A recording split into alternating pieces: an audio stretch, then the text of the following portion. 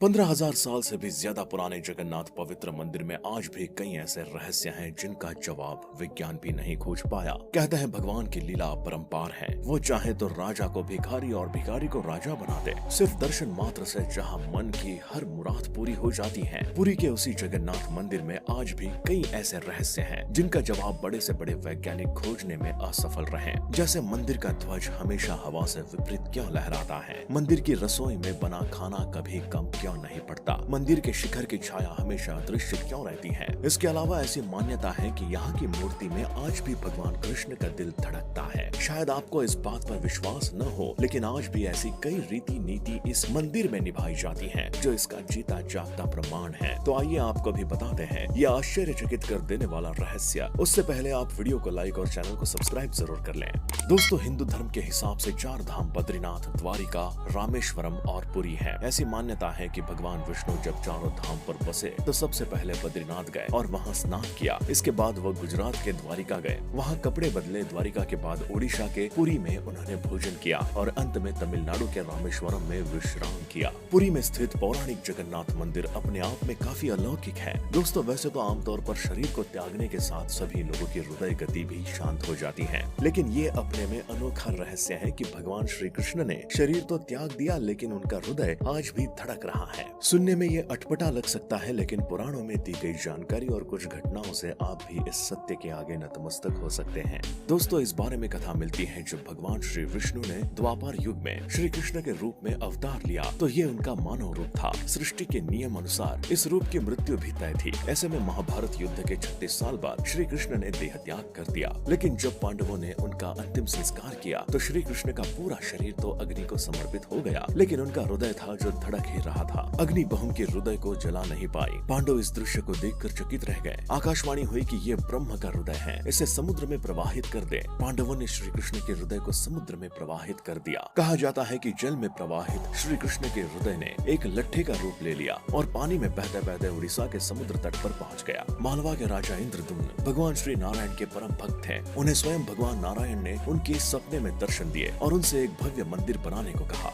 भगवान नारायण ने राजा इंद्रदुम्न को सपने में बताया कि तुम्हें पुरी के समुद्र किनारे पर एक लकड़ी का लट्ठा मिलेगा और उसी से मूर्ति का निर्माण करवाना। इतना कहकर भगवान नारायण वहां से चले गए। अगले दिन मालवा नरेश को समुद्र तट पर लकड़ी का लट्ठा मिल गया। उसके बाद विश्वकर्मा भगवान एक वृद्ध मूर्तिकार के रूप में प्रकट हुए और उन्होंने मूर्ति बनाने की इच्छा प्रकट की। मालवा के राजा ने उन्हें मूर्ति बनाने के लिए चुना था, पर वृद्ध मूर्तिकार ने एक शर्त रख दी थी कि वो इस काम को 1 महीने में पूर्ण कर देंगे, परंतु वो ये कार्य एक बंद कमरे में करेंगे और इस दौरान उस कमरे में कोई झांकेगा नहीं, न कोई उसमें प्रवेश करेगा जब तक उनका कार्य पूर्ण नहीं हो जाता। उन्होंने कहा, राजा जी आप भी इस नियम का पूर्ण पालन करेंगे। राजा ने कहा, महाराज वैसा ही होगा जैसा आप कहेंगे। वृद्ध मूर्तिकार उसी समय कमरे में बंद मूर्ति का निर्माण करने लगे। फिर अंत में महीने के आखिरी दिन था और अंदर से किसी भी प्रकार की कोई हलचल व आवाज भी नहीं आ रही थी। तो राजा को शंका होने लगी कि उनके दिमाग में कई सवाल उठने लगे कि क्या हुआ, अब तक तो मूर्ति बन जानी चाहिए थी। आखिरकार राजा अपने शक को दूर करने के लिए सभी शर्तों को अनदेखा कर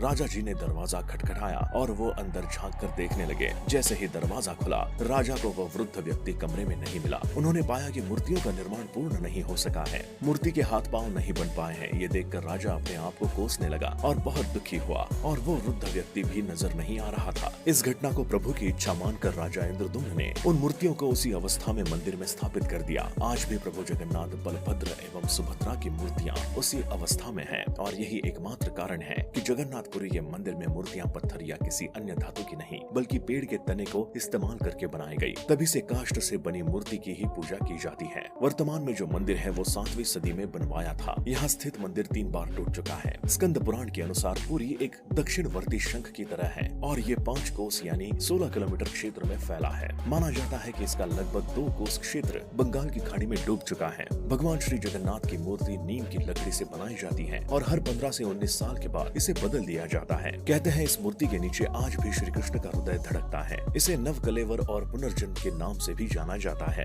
भगवान कृष्ण का हृदय बदलते समय आंखों पर पट्टी, हाथ में दस्ताने और पूरे शहर की बिजली गुल कर दी जाती है। इसके पीछे ये मान्यता है कि अगर किसी ने गलती से भी उसे देख लिया तो उसकी मृत्यु हो जाएगी। यही वजह है कि नवकलेवर की रस्म निभाने से पहले पूरी सतर्कता बरती जाती है। मूर्ति बदलने वाले पुजारी बताते हैं कि जब भी ये प्रक्रिया होती है तो उस समय ऐसा लगता है जैसे कलेवर जानवर के अंदर खरगोश फुदक रहा हो। हालांकि हाथों में भी कपड़े बंधे होते हैं तो बहुत साफ साफ कुछ पता नहीं चलता है। दोस्तों ये तो आपने भी सुना होगा कि भगवान जगन्नाथ के दर्शन करने से सारी मनोकामनाएं पूर्ण हो जाती हैं और सारे पाप धुल जाते हैं। मगर मान्यता है कि भगवान जगन्नाथ के दर्शन कर लोग पाप मुक्त होने लगे थे। ये देखकर यमराज भगवान जगन्नाथ के पास पहुँचे और कहा, भगवान आपने मुक्ति का ये बहुत ही सरल उपाय बता दिया है। लोग आपके दर्शन कर बड़ी ही आसानी से पाप मुक्त होने लगे और कोई भी यमलोक नहीं आता है। यमराज जी की ये बात सुनकर भगवान जगन्नाथ ने कहा कि आप मंदिर के मुख्य द्वार की तीसरी सीढ़ी पर अपना स्थान ग्रहण करें, जो यमशिला के रूप से जाना जाएगा। जो कोई भी मेरे दर्शन के बाद उस शिला पर पैर रखेगा उसके सारे पुण्य क्षीर्ण हो जाएंगे और उन्हें यमलोक जाना पड़ेगा। इसके अलावा भगवान जगन्नाथ मंदिर में जो रसोई है वो दुनिया की सबसे बड़ी रसोई मानी जाती है। यहाँ जो भी प्रसाद बनता है उसे मिट्टी के बर्तन में ही बनाया जाता है। लेकिन चौंकाने वाली बात यह है कि बर्तन के ऊपर बर्तन रखकर आप कितने भी ऊंचाई करके प्रसाद बनाएं, लेकिन ये प्रसाद ऊपर से नीचे पकता है, ना ही नीचे से ऊपर। तो विज्ञान यहाँ भी फेल हो जाता है कि आग के संपर्क में आने वाली जो चीज सबसे दूर है वो सबसे पहले कैसे प्रभावित होती है। कहते हैं साक्षात भगवान इस प्रसाद को अपने भक्तों के लिए बनाते हैं।